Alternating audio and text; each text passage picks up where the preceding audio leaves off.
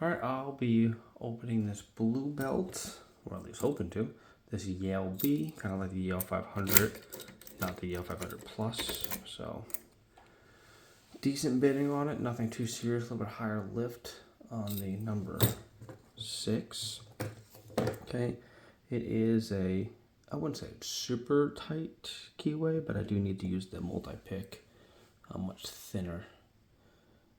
So checking 1 has no binding, 2 is binding, little click on 2, a little bit of counter rotation with a click, 3 is binding, a little click with a counter rotation, 4 is not binding, 5 is binding with a little click.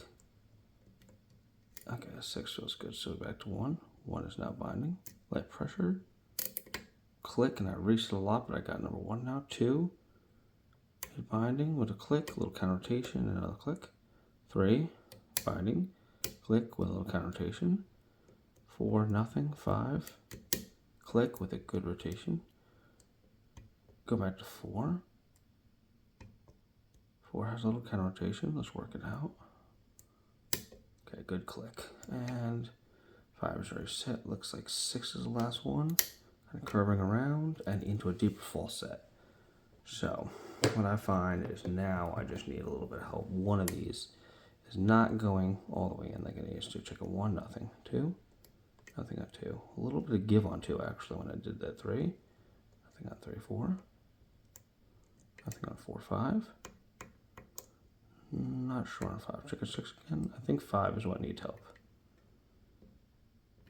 Nothing on 5. Going to 4, 3. There's a little counter rotation on 3. And got a click. I don't know. And now another click on 4. Work on 5, click on 5, and now 6.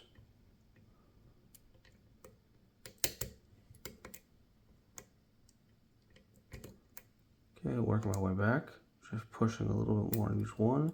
I went into a deeper false set. 1 is good, 2 is good, 3 is good, 4 is good, 5 feels good, it's just 6. And there it is. Alright, so we got it open there.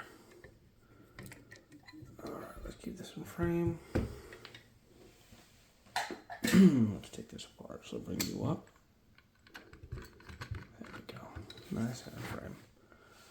Alright, let's take this apart. Alright, so I did get this from Decoder, so there is overmilling. Yale B's got it on there. Now, I will tell you, when this is set, I don't feel much of a core rotation. You know what I'm saying? It's not flopping over. So you'd think there'd be a standard here, but this says all spools. So I have not opened this yet. So let's take a look and find out what's in there. Okay. Let's not stab myself.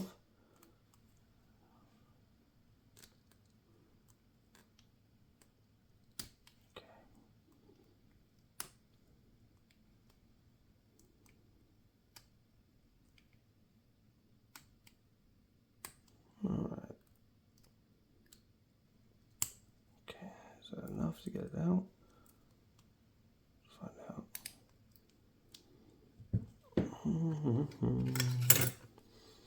Let's see if I pulled this apart enough.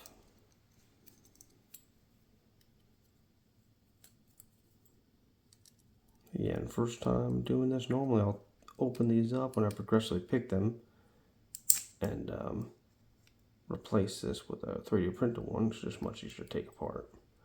But I have not taken this apart. I did not need to progressively pick this, which is a nice change of pace compared to the ones that I am used to doing. Okay, so that's out. I'll have to check later if this ever came out of frame because I was picking way down here. So we'll find out. Alright, so now let's get the key in here. Take this apart.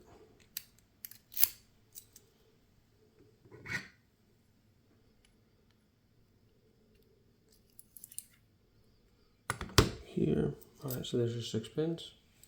Let's drop them out. Here's 1. Oh, I dropped number 6 out. So let's move that first before I lose the right spot. Going through this. There's 2. And I I'm just doing this very sloppy. I apologize for that. 3, 4, and 5. Alright, so let's put you here. Talk about that overmill in a second. So let's just flip these around to make that better.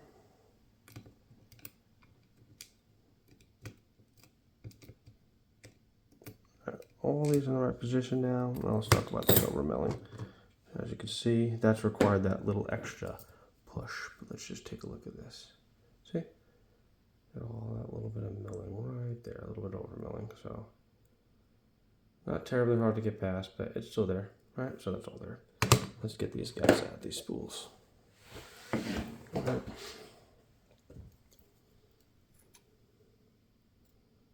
Number 1. Spool.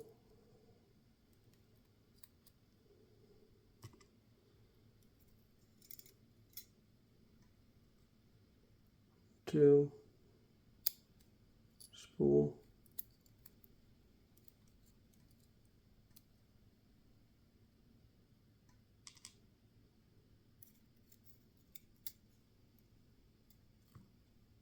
3. Spool.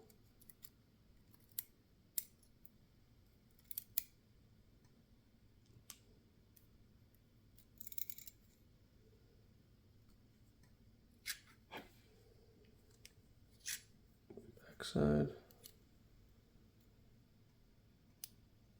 6. Spool.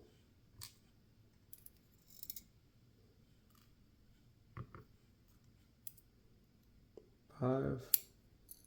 Spool.